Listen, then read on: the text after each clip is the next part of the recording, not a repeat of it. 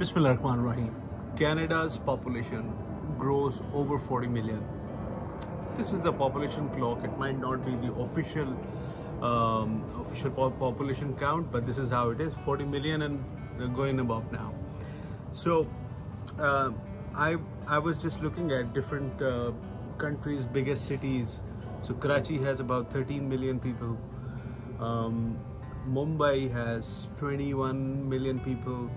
And then the biggest city in the world, Tokyo, that has 38 million people.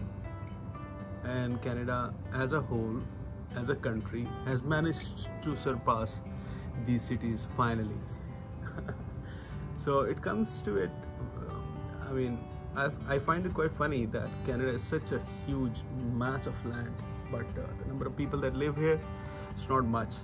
But when I go out in the streets, when I go out to the markets, I don't see that the population is less. Why? Because mostly the population is saturated on the southern border of Canada, because these cities, they are linked with USA, starting from let's say Quebec to Ontario to British Columbia, all the way to British Columbia, from west coast to east coast. All these cities, they are on the southern borders, and people are living in southern cities. Why?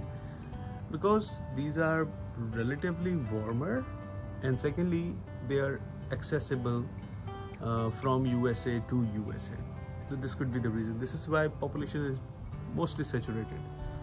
Then the most populous areas of Canada are Vancouver and Toronto. So when we talk about Toronto, Greater Toronto area, city of Toronto is different, right? Then outside the city of Toronto, we have Mississauga and Brampton. They are very big cities, many people. And I don't even know if the count is true for these cities or not, because people are living in illegal basements and there's no record of it.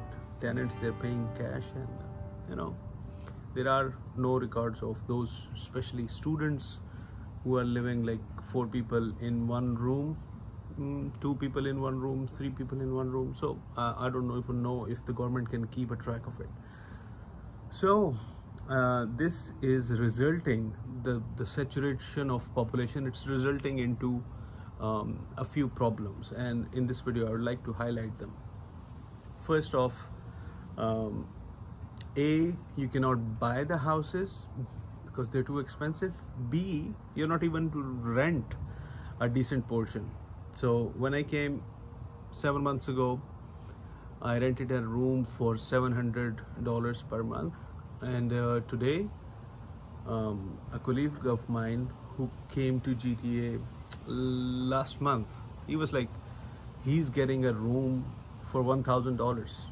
So imagine, within the span of 7 months, room rents have increased $300. And you can do the maths for apartments, for condos, and for basements, and for ground floor portions, first floor portions. I don't even know how this rental situation, this housing prices crisis, how it's going to settle. There aren't very many easy pathways for construction workers to immigrate to Canada, and this is something that Canadian government needs to look at. People who are in construction business, people who want to build their businesses here as an immigrant, there should be special allocation for them. Construction workers, they should be given very leniency so that they can come here, they can become PRs, and they can build houses for the people who are already here. Then the second problem that I see, jobs. So to be honest, if I go to McDonald's today and I tell them that I'm only available on Mondays, Tuesdays, Wednesdays, I'm not available for the rest of the week, or I'm available only in the evenings, or I'm available only on the weekends, they're not gonna hire me. If I go to Walmart, if I go to No Frills, Freshco, wherever I go, if I don't give them my complete availability, they will not hire me. right? And these are the minimum wage jobs. So why will not they hire me? Because there are so many people who are willing to work full time. So why would they hire somebody who has a very specific set of hours that are free for working in that particular organization? So because of that, you don't get to work on the hours that you want to work on. You get to work on hours where the company wants you to work on.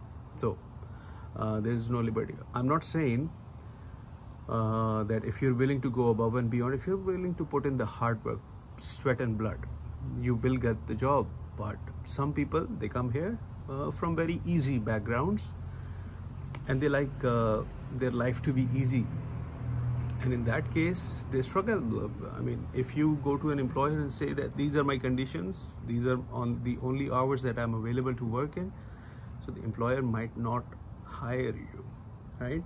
So these are the two main problems that I see. Rents are too much, and the jobs are less.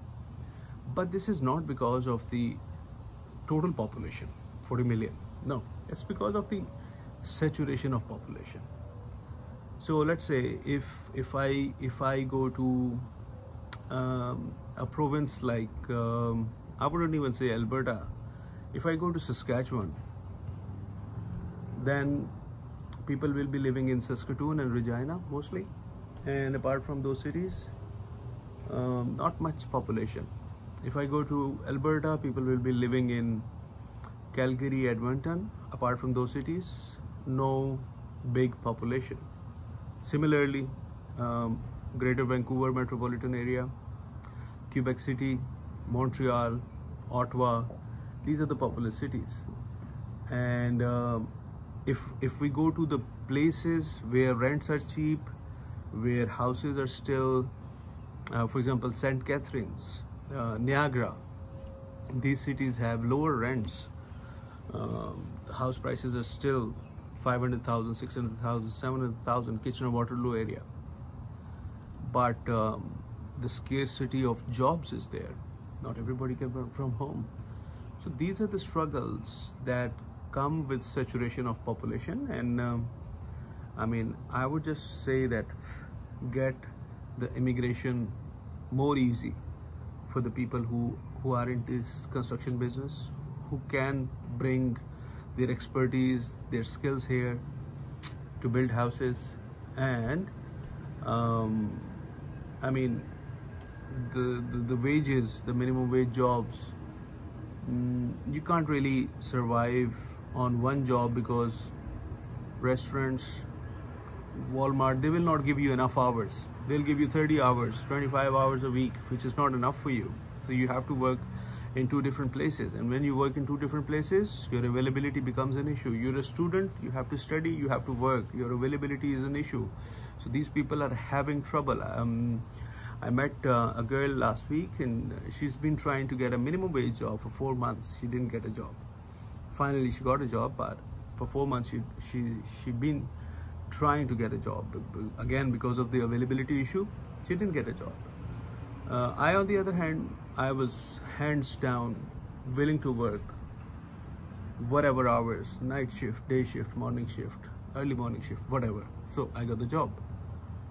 But not everybody comes here with a determination to, not everybody has these tough tasks when you have a family, when you're responsible for your kids. So some people, they have an easy schedule. I didn't want to use my savings, so I didn't use any part of my saving after I came to Canada. My savings are right over there, not even a penny touched. So with these words, this is Ali Fikhar. I'm hoping great things are coming your way.